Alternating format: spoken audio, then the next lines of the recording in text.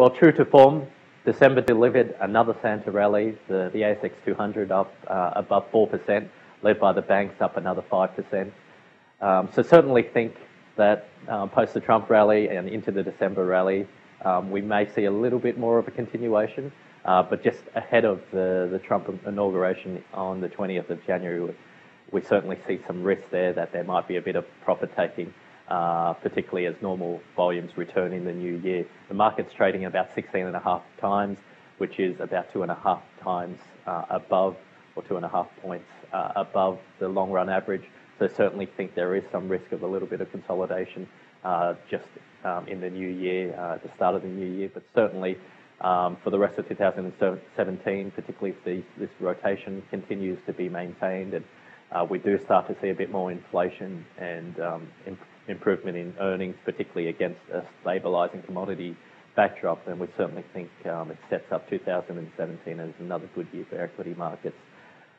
In terms of the high conviction list, our high conviction list are our stocks that we think offer the best risk-adjusted return basis over the next 12 months.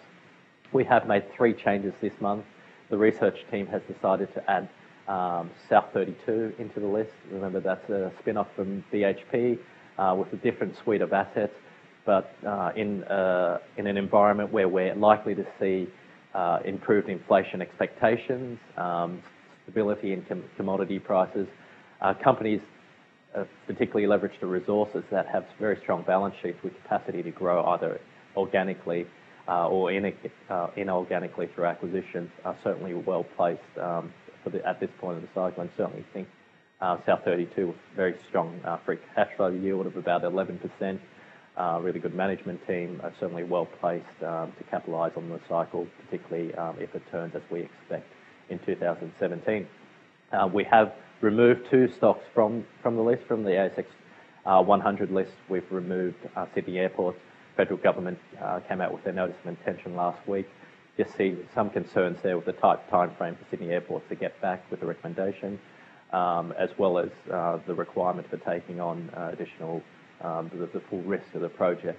Certainly makes it a difficult investment case given the uncertainty, despite the really strong inbound passenger numbers, which we also saw last week. So Sydney Airport, in line with the analysts' downgraded recommendation, has been removed from the list this month.